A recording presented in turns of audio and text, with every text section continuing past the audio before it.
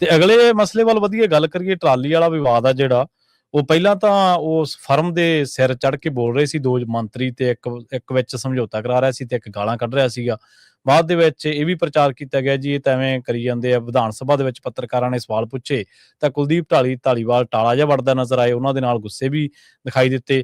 ਹੁਣ ਕਹਿੰਦੇ ਮਾਮਲਾ ਸਮੇਟਣ ਦੀ ਜਿਹੜੀ ਆ ਉਹ ਕਵਾਇਦ ਸ਼ੁਰੂ ਹੋਈ ਸੀ, 6.5 ਲੱਖ ਰੁਪਈਆ ਵੀ ਪਾਤਾ, ਤੇ ਹੁਣ ਕਹਿੰਦੇ ਅਸੀਂ ਤਾਂ ਬੇਗੁਨਾਹ ਜੀ। ਕੀ ਇਸ ਤਰ੍ਹਾਂ ਕੋਈ ਗੁਨਾਹ ਜਿਹੜਾ ਖਤਮ ਹੋ ਜਾਂਦਾ? ਪ੍ਰਵੀਨ ਜੀ, ਰੈਲੀਆਂ ਬਣਾਉਣ ਵਾਲੇ ਜਿਹੜੇ ਵਿਅਕਤੀ ਸਾਹਮਣੇ ਆਏ ਜੀ, ਉਹ ਕੋਈ ਮਾੜੀ ਧਿਰ ਵੀ ਨਹੀਂ ਹੈਗੇ। ਜਿਹੜੇ ਸੱਤਾ ਦਾ ਫੋਨ ਰਿਕਾਰਡ ਕਰਕੇ ਜਨਤਕ ਕਰਨ ਦਾ ਦਮ ਰੱਖਦੇ ਨੇ, ਸਹੀ ਹੈ। ਤਾਂ ਮਤਲਬ ਉਹਦੀਆਂ ਲੱਤਾਂ ਤਾਂ ਕੁਝ ਭਾਰ ਚੱਲਦੀਆਂ ਨੇ, ਜਿਗਰਾ ਤਾਂ ਹੈ। ਜਿਗਰਾ ਤਾਂ ਹੈ, ਸਹੀ ਹੈ। ਇਹ ਮੁੰਡੇ ਕਹਿੰਦੇ ਚੰਗੀ ਕਾਰਪੋਰੇਟ ਕੰਪਨੀ 'ਚ ਕੰਮ ਕਰਦੇ ਸੀ। ਠੀਕ ਹੈ ਜੀ।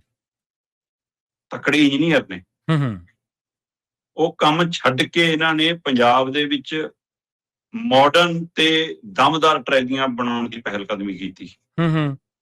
ਉਹਨਾਂ ਨੇ ਟਰੈਲੀਆਂ 'ਚ ਐਸਾ ਢਾਂਚਾ, ਐਸਾ ਸਿਸਟਮ ਫਿੱਟ ਕੀਤਾ ਕਿ ਜੋ ਸਿੱਧਾ ਟਰੈਕਟਰ ਨਾਲ ਜੁੜੇ ਤਾਂ ਟਰੈਲੀ ਵੀ ਪਾਵਰਫੁਲ ਬਣ ਜਾਵੇ। ਐ ਨੀਗਾ ਕਿ ਟਰੈਕਟਰ ਦਾ ਹੀ ਸਾਰਾ ਜ਼ੋਰ ਲੱਗ ਜਾਵੇ। ਹੁਣ ਇਹ ਟਰੈਲੀ ਨਾ ਤਾਂ ਬਾਣ 'ਚ ਫਸਦੀ ਆ ਤੇ ਨਾ ਕਿਤੇ ਧੱਸਦੀ ਆ, ਮਤਲਬ ਜਿੰਨਾ ਮਰਜ਼ੀ ਤੇ ਵਜਨ ਲੱਦਿਆ ਹੋਵੇ, ਜਿੰਨੀ ਉਹਦੀ ਕਪੈਸਿਟੀ ਆ। ਇਸ ਤਰ੍ਹਾਂ ਦੀਆਂ ਟਰੈਲੀਆਂ ਬਣਾਈਆਂ। ਪੰਜਾਬ 'ਚ ਇਹਨਾਂ ਦੀਆਂ ਟਰੈਲੀਆਂ ਤਾਂ ਮਕਬੂਲ ਹੋਈਆਂ, ਕਹਿੰਦੇ ਦੂਸਰੇ ਸੂਬਿਆਂ 'ਚ ਬਹੁਤ ਡਿਮਾਂਡ ਹੈ। ਪੀਟੀਓ ਪਾਵਰ ਲਾਈ ਉਹਨਾਂ ਨੇ। ਬਿਲਕੁਲ। ਤੇ ਇਸ ਲਈ ਉਹ 100-150 ਬੰਦੇ ਨੂੰ ਰੁਜ਼ਗਾਰ ਦੇਣ ਵਾਲੀ ਕੰਪਨੀ ਦੇ ਮਾਲਕ ਨੇ ਜੀ। ਸਹੀ ਹੈ। ਠੀਕ ਹੈ। ਮਤਲਬ ਜਦੋਂ ਤੁਸੀਂ ਪਿੰਡ ਵਾਲੇ ਖੇਤਰ 'ਚ ਕਿਤੇ ਇਹੀ ਜਿਹੀ ਥਾਂ ਜਿੱਥੇ ਉਦਯੋਗਿਕ ਖੇਤਰ ਨਾ ਹੋਵੇ, ਉੱਥੇ ਕੋਈ ਚਾਹੇ ਅੱਗੇ ਆਪਣੇ ਬਿਲਡਿੰਗ ਵਾਲੇ ਪਿੰਡਾਂ 'ਚ ਆਮ ਹੀ ਹੁੰਦੇ ਸੀ, ਹੁਣ ਉਹਨਾਂ ਦਾ ਕੰਮਕਾਰ ਵੀ ਤਾਂ ਵਧੇ ਗਿਆ ਨਾ। ਸਹੀ ਹੈ ਨਾ। ਹੁਣ ਉਹ ਕੱਲੇ ਸੰਦ ਸਮਾਨ ਹਲਾਂ ਨੂੰ ਥੋੜਾ ਮਤਲਬ ਬਿਲਡ ਕਰਦੇ ਨੇ, ਹੈ ਨਾ। ਹੁਣ ਤਾਂ ਉਹ ਸਾਰਾ ਕੁਛ ਉੱਥੇ ਗੇਟ, ਦਰਵਾਜ਼ੇ, ਜੇ ਉਹ ਗ੍ਰਿਲਾਂ ਸਭ ਬਣਦੀਆਂ, ਨਾਲੇ ਟਰੈਲੀਆਂ ਬਣਦੀਆਂ, ਸਾਰਾ ਕੁਝ ਬਣੀ ਜਾਂਦਾ। ਸੋ ਇਸ ਲਈ ਉਹਦੇ ਨਾਲ ਫਿਰ ਉਹ ਖਲਾਰਾ ਵੱਧਦਾ, ਤਾਂ ਕਈਆਂ ਨੂੰ ਹੋ ਸਕਦਾ ਆਂਢੀਆਂ ਗੁਆਂਢੀਆਂ ਨੂੰ ਤਕਲੀਫ ਹੋਵੇ, ਪਰ ਇਹ ਵੱਖਰਾ ਵਿਸ਼ਾ ਹੈ ਜੀ। ਜਿਹੜਾ ਵਿਸ਼ਾ ਇਹ ਹੈ ਕਿ ਮੁੰਡੀਆਂ ਹੋਰੀ, ਹਰਦੀਪ ਮੁੰਡੀਆਂ ਹੋਰੀ, ਉਹ ਤੋਂ ਉਸ ਸਮੇਂ ਟਰੈਲੀ ਲੈਂਦੇ ਨੇ ਜਦੋਂ ਹਰਦੀਪ ਮੁੰਡੀਆਂ MLA ਸੀ, ਕੁਲਦੀਪ ਧਾਲੀਵਾਲ ਮੰਤਰੀ ਸੀ। ਜੀ ਬਿਲਕੁਲ। ਉਹ ਮੰਤਰੀ ਜਿਹਦੀ ਕਹਿੰਦੇ ਭਗਵੰਤ ਮਾਨ ਨਾਲ ਬਹੁਤ ਜਾਰੀ ਸੀ, ਤੇ ਭਗਵੰਤ ਮਾਨ ਕੇਂਦਰ ਦਾ ਬੰਦਾ ਸੀ, ਇਹਨਾਂ ਦੀ ਹਾਈ ਕਮਾਂਡ ਦਾ ਬੰਦਾ ਸੀ। ਤੇ ਫਿਰ ਮੁੰਡੀਆਂ ਟਰੈਲੀ ਦੇ ਕੇ ਖੁਸ਼ ਕਰਨਾ ਚਾਹੁੰਦਾ ਸੀ ਹਾਈ ਕਮਾਂਡ ਨੂੰ। ਬਈ ਜੇ ਮੰਤਰੀ ਨੂੰ ਟਰਾਲੀ ਦਿੱਤੀ ਆ ਤਾਂ ਜਾਂਚ ਦਾ ਵਿਸ਼ਾ ਹੈ ਕਿ ਤੂੰ ਉੱਪਰ ਵਾਲਿਆਂ ਨੂੰ ਤਾਂ ਨਹੀਂ ਕੁਛ ਦਿੱਤਾ ਵਾ। ਸਹੀ ਹੈ। ਬਿਲਕੁਲ। ਜਾਂਚ ਤਾਂ ਪਹਿਲਾਂ ਇਹੀ ਹੋ ਜਾਣੀ ਚਾਹੀਦੀ ਹੈ। ਬਿਲਕੁਲ ਜੀ। ਹੁਣ ਕੱਲ ਤੱਕ ਤਾਂ ਇਹੀ ਸੀਗਾ ਕਿ ਮੁੰਡੀਆਂ ਕਹਿੰਦਾ ਵੀ ਅਸੀਂ ਕੋਈ ਟਰੈਲੀ ਨਹੀਂ ਲਈ, ਅਸੀਂ ਕੁਛ ਨਹੀਂ ਦੇਣਾ ਪਾਉਣਾ। ਕੁਲਦੀਪ ਧਾਲੀਵਾਲ ਕਹਿੰਦਾ ਜੀ ਕਿਉਂ ਰੌਲਾ ਪਾਉਂਦੇ ਹੋ, ਬੈਠ ਕੇ ਨਿਬੇੜ ਲਓ। ਤੇ ਜੇ ਕੁਛ ਨਹੀਂ ਲੈਣਾ ਦੇਣਾ ਸੀ, ਫਿਰ ਕੁਲਦੀਪ ਧਾਲੀਵਾਲ ਦਾ ਮੁੰਡਾ ਕਿਉਂ ਉਹਦੇ ਕੰਪਨੀ ਵਾਲੇ ਨਾਲ ਫੋਨ ਕਰਕੇ ਕਹਿੰਦਾ ਜੀ ਖਾਤਾ ਚੈੱਕ ਕਰ ਲਓ, ਪੈਸੇ ਪਾਤੇ। ਸਹੀ ਹੈ। ਤੇ ਫਿਰ ਉਹ ਖਾਤੇ ਵੀ ਜਨਤਕ ਆ ਗਏ ਕਿ ਕੁਲਦੀਪ ਧਾਲੀਵਾਲ ਦੇ ਖਾਤੇ ਤੋਂ 6.5 ਲੱਖ ਹੈ। ਵੈਸੇ ਤਾਂ ਉਹ 7 ਲੱਖ ਕਹਿੰਦੇ ਸੀ। ਚਲੋ 50,000 ਦੀ ਛੂਟ ਹੋ ਗਈ ਹੋਣੀ ਨਿਬੇੜਨ ਲਈ, ਕਹਿੰਦਾ ਹੁਣ ਹੋ ਸਕਦਾ ਨਗਦ ਭੇਜਤਾ ਹੋਵੇ ਜੀ। ਫਿਰ ਜੇ ਐਂ ਨਿਬੇੜਨ ਨਾਲ ਦੀ ਚੁੱਪ ਕਰਾਉਣਾ ਸੀ, ਫਿਰ ਸਾਰੀ ਨਗਦ ਭੇਜ ਕੇ ਦੇਖਣਾ, ਤੇ ਹੋ ਸਕਦਾ ਕੋਸ਼ਿਸ਼ ਹੋਈ ਹੋਵੇ ਅਗਲੇ ਬੰਦੇ ਨਾ ਹੋਣ। ਤੇਲੀ ਵੀ ਕੀਤਾ ਤੇ ਰੁੱਖਾ ਵੀ ਖਾਧਾ। ਹੁਣ ਪਹਿਲੂ ਇਹ ਆ ਕਿ ਬਈ ਅਗਲੇ ਕਹਿੰਦੇ ਟਰੈਲੀ ਤਾਂ ਦਿੱਤੀ ਸੀ ਹਰਦੀਪ ਮੁੰਡੀਆਂ ਨੂੰ, ਠੀਕ ਹੈ, ਫਿਰ ਪੈਸੇ ਕੁਲਦੀਪ ਧਾਲੀਵਾਲ ਕਿਉਂ ਪਾ ਰਿਹਾ? ਤੇ ਇਹਦਾ ਮਤਲਬ ਕੁਲਦੀਪ ਧਾਲੀਵਾਲ ਇੰਨੇ ਦੇਰ ਤੋਂ ਜੇ ਟਰੈਲੀ ਲੈ ਕੇ ਬੈਠਾ ਤਾਂ ਉਹ ਪੁੱਛਦਾ ਸੀ ਕਿ ਮੈਨੂੰ ਕਾਹਦੀ ਦਿੱਤੀ ਆ ਬਈ ਟਰੈਲੀ। ਸਹੀ ਹੈ। ਜੇ ਜੀ ਤੋਂ ਲੈ ਕੇ ਦਿੱਤੀ ਉਹਨੂੰ ਪੈਸੇ ਦਿੱਤੇ। 71 ਇਮਾਨਦਾਰ ਹੋ ਤੁਸੀਂ, ਤੇ 71 ਇਮਾਨਦਾਰਾਂ ਦੇ ਰਾਜ ਦੇ ਵਿੱਚ ਆਹ ਕੁਛ ਹੋਊਗਾ? ਸਹੀ ਹੈ। ਠੀਕ ਹੈ, ਪਰ ਮੈਨੂੰ ਲੱਗਦਾ ਕਿ ਜਿਹੜੀ ਪਰਿਭਾਸ਼ਾ ਇਹਨਾਂ ਨੇ ਘੜੀ ਹੈ ਕੱਟੜ ਇਮਾਨਦਾਰੀ ਦੀ, ਉਹਦੇ ਵਿੱਚ ਇਹ ਸਾਰਾ ਕੁਝ ਜਾਇਜ਼ ਹੈ। ਸਹੀ ਹੈ।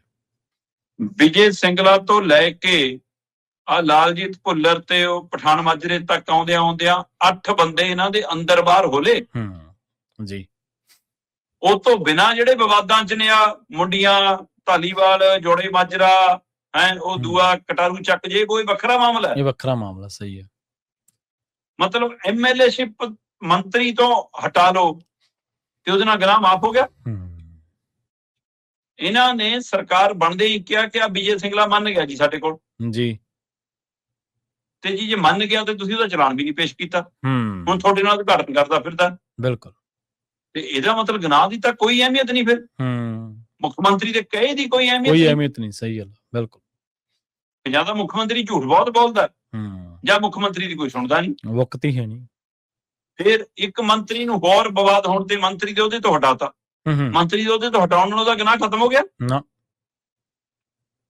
ਤਾਜ਼ਾ ਇੱਕ ਹੋਰ ਮਾਮਲਾ ਤੁਹਾਡੇ ਧਿਆਨ ਚ ਹੋਣਾ, ਸਰਕਾਰ ਬਣਦੀ ਹੀ ਹੂੰ ਮਰੂਦ ਘਟਾਲਾ ਆਇਆ ਸੀ ਸਾਹਮਣੇ, ਹਾਂਜੀ ਹਾਂਜੀ ਆਈਐਸ ਅਫਸਰ ਨਾਲ ਉਹਦੀ ਪਤਨੀ ਨਾਲ ਜੋੜ ਕੇ ਜੇ ਉਹ ਜੀ ਕੇ ਬੰਜਰ ਜ਼ਮੀਨ ਸੀ ਜੀ, ਹੈ ਨਾ, ਖਾਲੀ ਜ਼ਮੀਨ ਸੀ, ਉਹ ਚ ਮਰੂਦ ਦਿਖਾ ਵੀ ਇੰਨੇ ਦਿੱਤੇ ਜਿਹਨੇ ਲੱਗਦੇ ਹੀ ਨਹੀਂ, ਹੂੰ ਇੰਨੇ ਗੁਣਾ, ਤੇ ਉਹ ਕੱਲੇ ਮਰੂਦ ਦੇ ਜੀ ਪੈਸੇ ਵੀ ਲੈ ਲਏ, ਸਾਰਾ ਕੁਝ।